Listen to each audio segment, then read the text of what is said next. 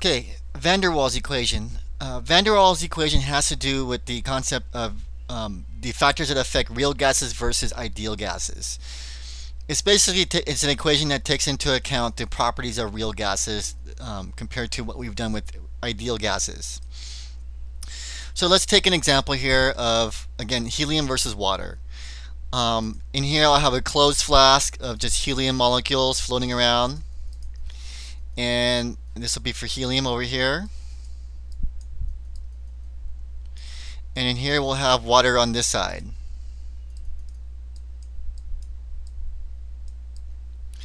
And in the flask will be water molecules. Okay, so if you remember from the ideal gas law equation, if I wanted to find, let's see, from the ideal gas law equation, PV equals nRT.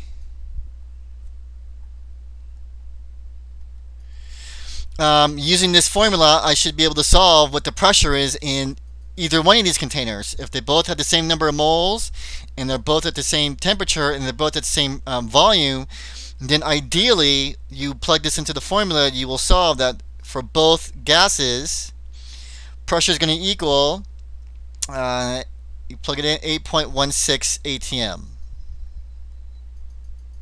So for each of those. Now, under ideal situations, this is what you're supposed to get, but gases do not behave ideally that easily.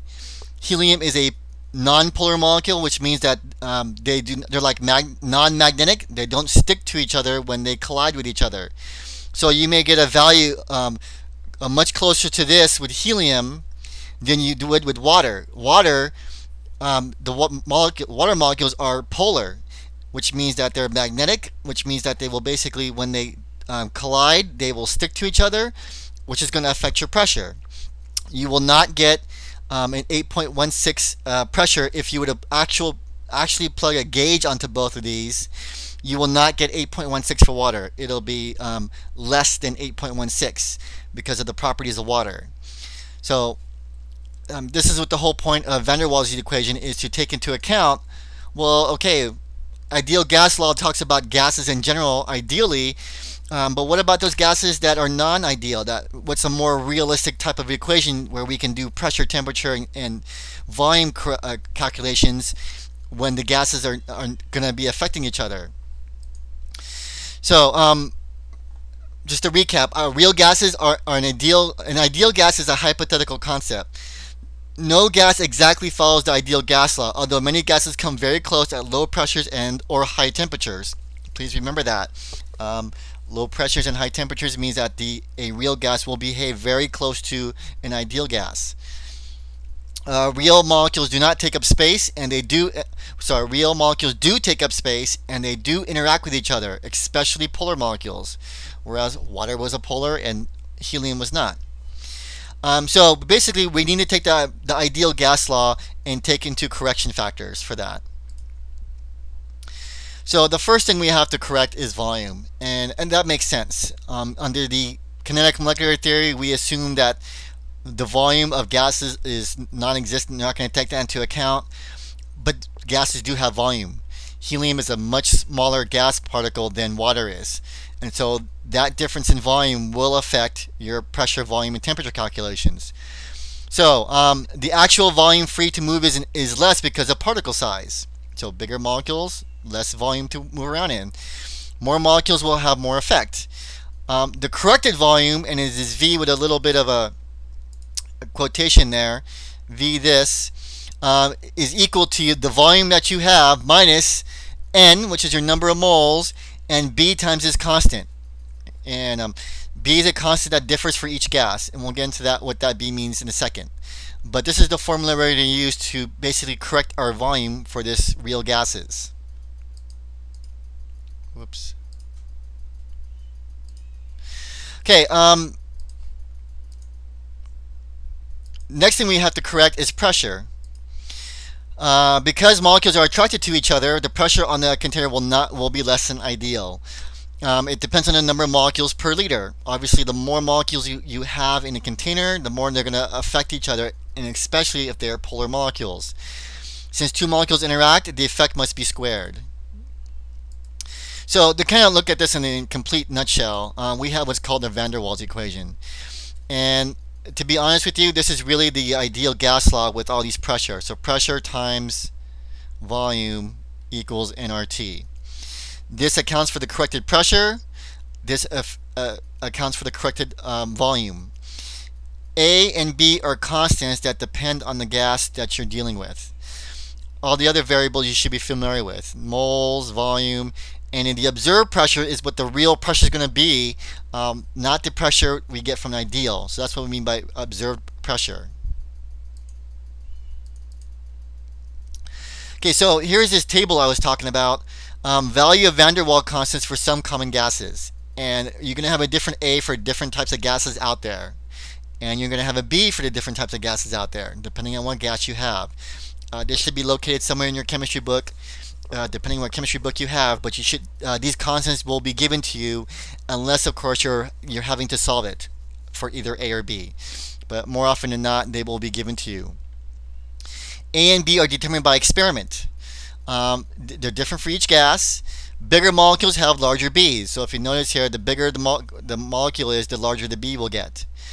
And A depends both on the size and the polarity, and basically how magnetic the molecule is.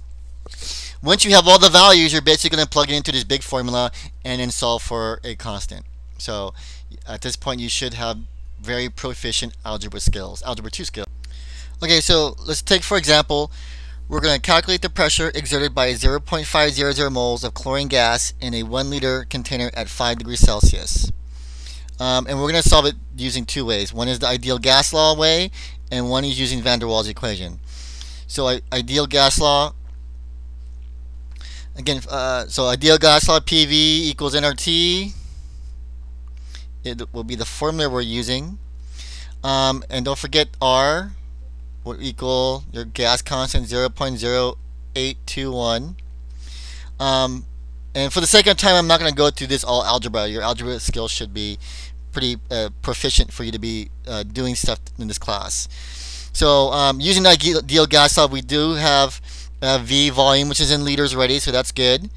Our N is 0.500 moles. Our R is our gas constant, and my T is 5 degrees Celsius. But if you convert that, that's going to be 278 Kelvin. Okay, so we plug into the ideal gas law, and you should get a pressure to equal 11.41 is what I got using my algebra skills. And that's going to be ATMs. Okay, so pretty simple, straightforward with the ideal gas law. Now, again, van der Waals has to take into account the polarity of molecules. So we're going to plug in, now here's again a pretty big formula. We're going to have to look up for chlorine for the letter A, and A is going to equal, looking in that chart from the previous slide, is 6.49. So now we got A. We have N, which is 0.500. We have V, which is the 1 liter. Again, we have V again. We have moles. B, we have to look in the chart. And if we look in the chart for chlorine, B is going to be 0.0562. Again, we have N, we have R, and then we have T. So we have all these variables that we got to plug in, and we are solving for the observed pressure over here. Basically, plug it in, use your algebra skills. What I got when I plugged it in, I got the pressure to be 10.12. So this is definitely a difference of 1 atm pressure difference between what was ideal versus what was calculated. And as you can see, that's a pretty significant difference between the two formulas. And van der Waals being the more accurate value you would probably get if you had a pressure gauge on this thing than the ideal gas law. All right, there you go.